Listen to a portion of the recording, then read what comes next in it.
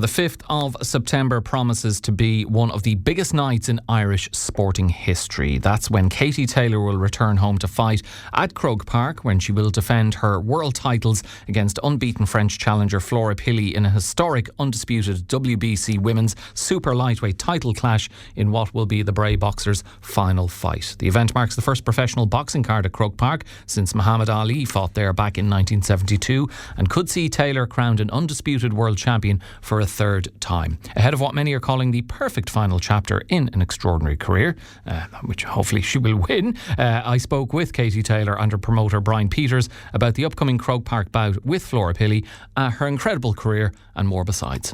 Katie, pleasure having you in. No, thank you so much for having us. I suppose you've had a bit of time for it to settle in, but how does it feel to hear that you're fighting at Croke Park? The dream has become reality. Yeah, this is it has been such a surreal few days. I think even a few weeks ago, this was basically it wasn't going to happen. It was a possibilities, and to get the phone call from Brian a few days back to say that all the contracts are signed, it's a done deal.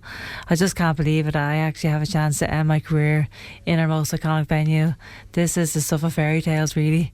And I first mentioned Croke Park, I think maybe 4 years ago, to Brian. And it was never really on the cards. It was never going to happen. And after my last fight, I said, Brian, it's a Croke Park or nothing for you. I'm going to hang up the gloves if I don't get Croke Park. And he gave me a ring back a few days later and said, okay, I'm going to give this Croke Park one last shot. And he actually got it over the line, and I can't believe it. So there was no pressure on you then, Brian? None whatsoever. Well, I was thinking maybe a fight in the moon would be a bit different. We have no one's done that yet, and that might have been easier than get Croke Park. But look, I suppose you have to dare to dream, don't you? And then for it to become a reality the other day was very special. So can you take us through how it became a reality then? Because we know it's been mooted for some time, obviously, because Katie said she said it to you, but we know negotiations previously broke down over various things, hiring of the venue, foot security and so on. So how was peace brokered in our time? Well, I suppose to tell the full... how long have we got here? How long was we only... so I suppose to tell the full story, which, someday, please God, I will, but I suppose there's a couple of two words that are probably underused in the English vocabulary, and this, sometimes I think it's an alternative reality we're in, but momentum and timing. Obviously after Katie's first fight, headline Madison Square Garden was massive. We were going to do the rematch.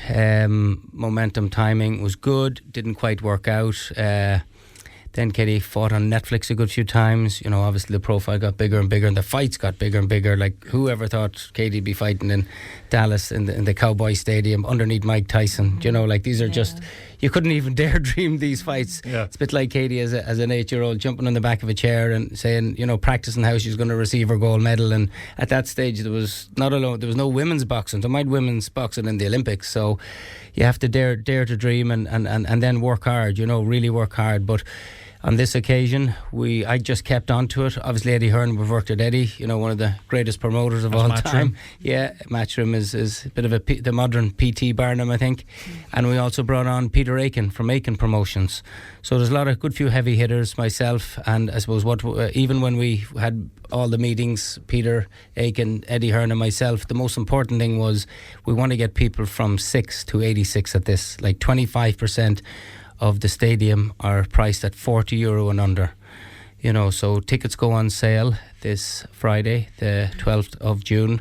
So I have a lot of Clare friends there. Don't just text me and annoy me. So get your tickets there. There's a pre-sale with Lidl, so don't be annoying me, will you? I'm getting text here.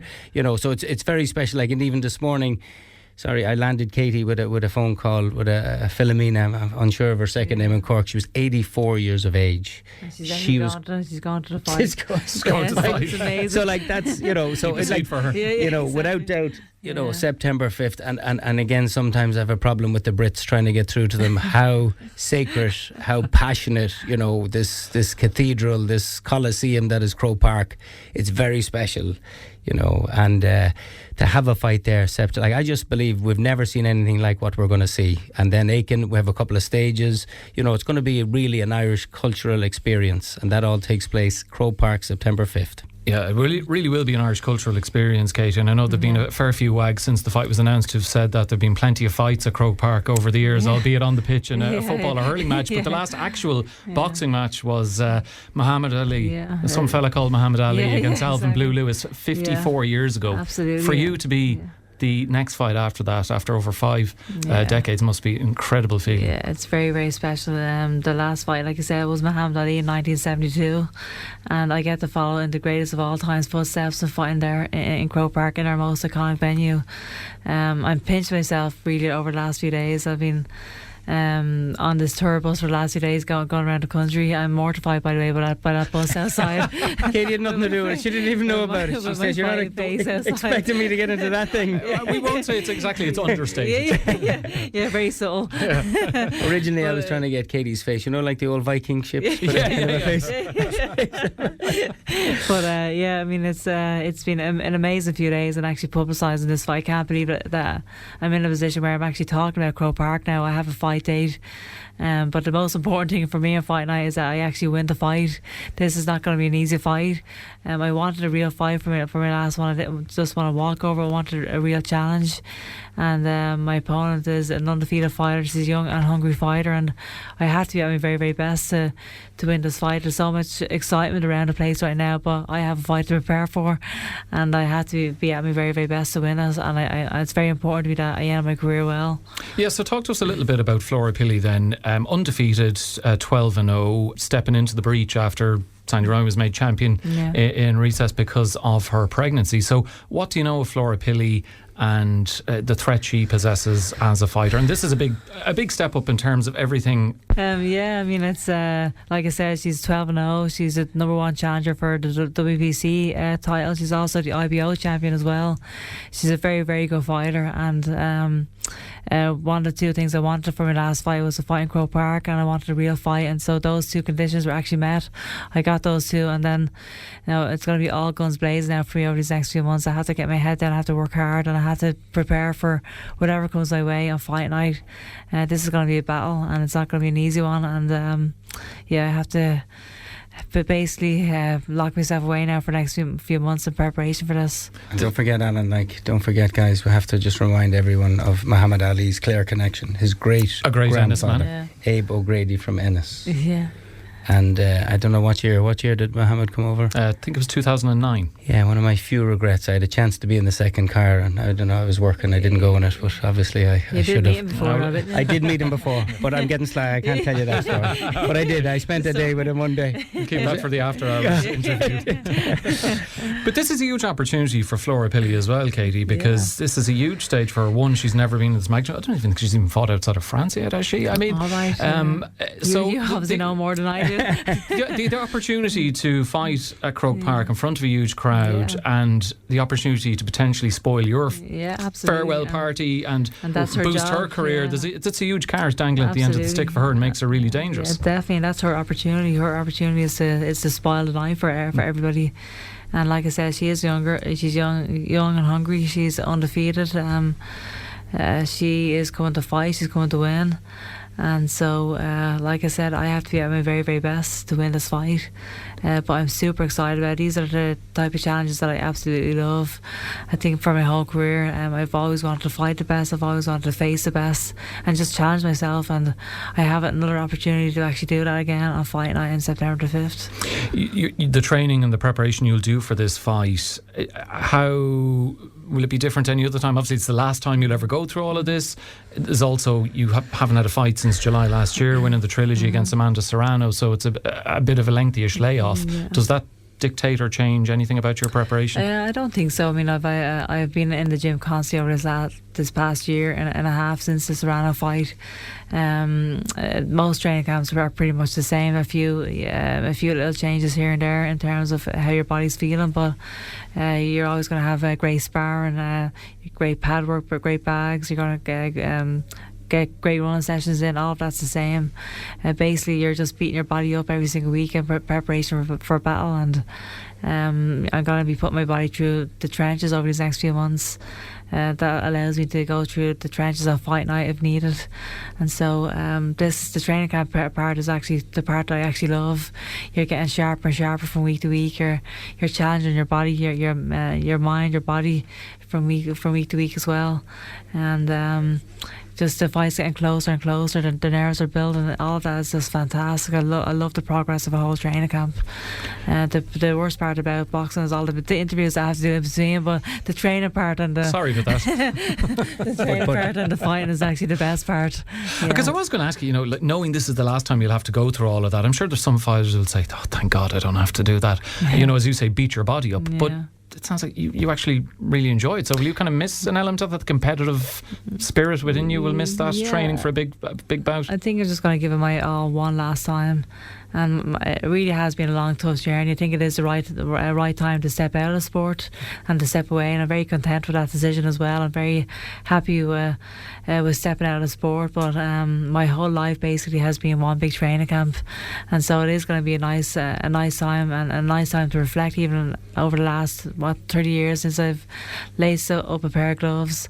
As a kid, I dreamt of being an Olympic champion. That came to pass. As a pro, then I'm a headline in Madison Square Garden. I got a chance, like Brian said, to fight on the undercard of Mike Tyson. Things I couldn't even dream of as a kid. And now here we are, finishing my career in Croke Park, our most iconic venue, and this is like a movie.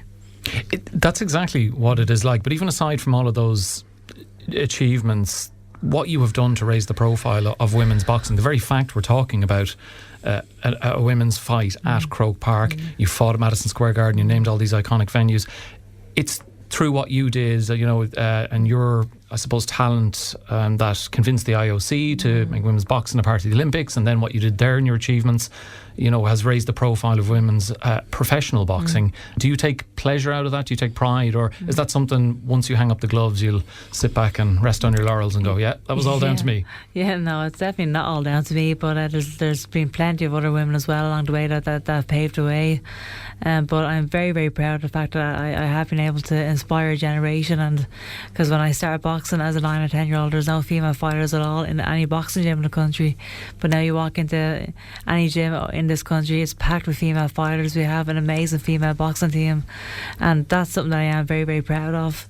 I think I'll sit back and reflect on everything after this last fight is done, but I think that is my greatest legacy, having a chance to inspire the next generation. And every female fighter that's fighting in the Olympic Games, I'm so proud of that. I'm so proud to see their success and to see them just competing for their countries in the Olympic Games.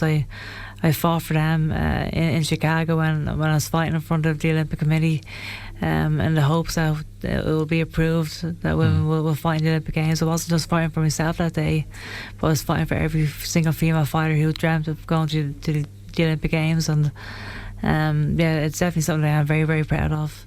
And you're, an Irish icon to not just young girls, but touching back on what Brian said earlier on, and the age ranges of people who are going to be filling Croke Park, whether it's young, old, male, female, whether they've a huge interest in boxing, passing interest, they all look up to you. And we've seen the huge Irish crowds at London 2012, at your fights in the US and so on. You're clearly incredibly proud of being Irish. What has that meant to you? It's an individual sporting career, but you're representing your nation, and your nation has kind of backed you, and you'll hope to do so again on the 5th of September. Absolutely, and I definitely carry the Irish and so proudly. Seeing all the tricolours around the world in Madison Square Garden, even in the XL Arena in London, I'm so proud of that.